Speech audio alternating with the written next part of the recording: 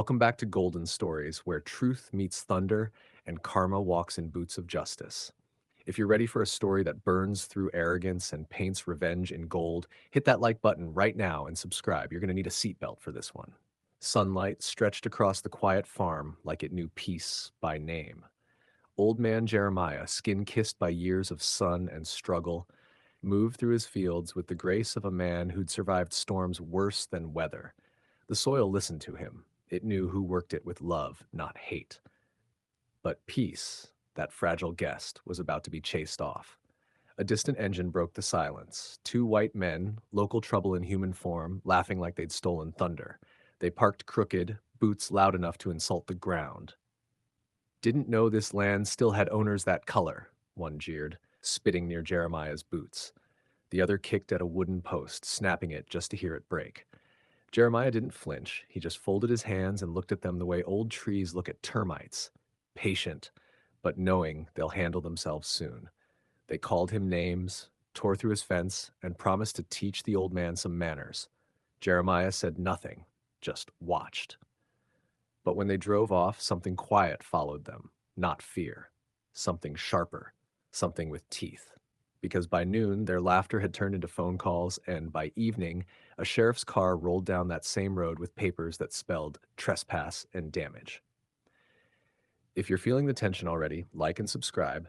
Morning dew clung to the crops like pearls when Travis and Dale swaggered up the dirt path again, their boots crunching arrogance into the soil. Jeremiah was by the fence, quiet as a shadow, fixing what they'd broken yesterday. Travis spat near his boot. Didn't we tell you to keep your field where it belongs, out of sight? Dale laughed, loud and hollow. Maybe we should plant something useful here, like lessons in obedience. Jeremiah didn't flinch. He just looked at them the way time looks at fools, patient, knowing it'll outlast them. The men tossed beer cans, mocked his hat, and strutted like roosters drunk on their own noise. But the morning wasn't theirs. Not this time. A low hum rose from the road. A cruiser rolled in, blue lights flickering like justice with rhythm. Deputy Collins stepped out, calm but cold. Y'all Travis and Dale, he asked, flipping through a report. You're wanted for trespassing and property damage. Their grins froze. Turns out the delivery man who passed by yesterday had recorded everything. Their insults, their vandalism, their faces. The video had already reached the sheriff and the local news.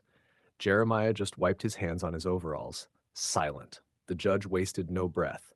The men would repair the damage, pay fines, and stand before the county to read a public apology.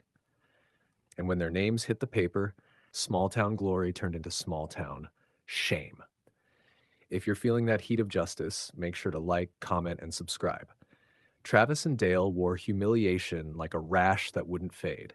The town mocked them daily. Someone even painted "Sorry Boys" on their pickup. Their apology video went viral, turned into memes, sound bites, and punchlines. Pride bleeding, they hatched a midnight plan. We'll make that old man regret ever calling the cops. Under a sickle moon, their truck rolled up the dirt road, headlights off, hearts poisoned with vengeance. They kicked open Jeremiah's gate again, snapped young saplings, and stomped through his crops, laughing between curses. Ain't no camera watching us now, Dale sneered, seconds before the red light blinked from the barn roof. Jeremiah had upgraded. Night vision cameras, motion alarms, and even a GPS alert that pinged the sheriff's phone. By dawn, they were handcuffed and cursing on camera, again. The town's laughter doubled. This time, the judge decided humiliation wasn't enough. They'd serve a full planting season on Jeremiah's farm, unpaid, supervised, and documented for community service records. Their sentence also included mandatory bias awareness training run by a black-led nonprofit.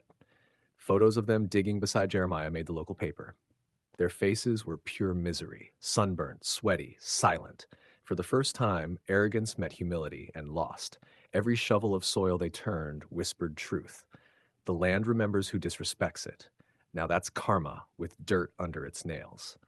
If you're still tuned in, don't forget to like, comment, and subscribe. By harvest season, Travis and Dale were shadows of the loudmouths they once were. Sunburned, silent, and sore, they worked under Jeremiah's quiet watch. Every sunrise started with the creak of a wheelbarrow and ended with blistered palms. No more beer cans, no more slurs, just the sound of repentance scraped into the dirt. The same hands that once destroyed were now rebuilding fences, planting new rows, fixing every hinge they'd bent out of spite. At first, they muttered under their breath, calling it punishment. But something shifted as weeks passed.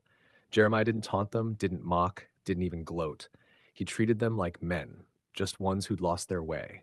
He'd hand them water when the sun bit hard and say, "The soil don't care about color, only care how you treat it." The words stuck deeper than any sermon. When the county held its reconciliation circle, the two men stood before the same faces that once watched them strut. They apologized, not the fake kind, not the court ordered kind, but trembling, raw, real. Jeremiah nodded once, then offered his hand. Cameras flashed, but no one laughed. For the first time, silence carried respect. By winter, they were volunteering at the same civil rights farm program that once punished them. The land was healed, the farmer was whole, and those who came to ruin him left rebuilt by their own hands. That's poetic justice, Golden Stories style.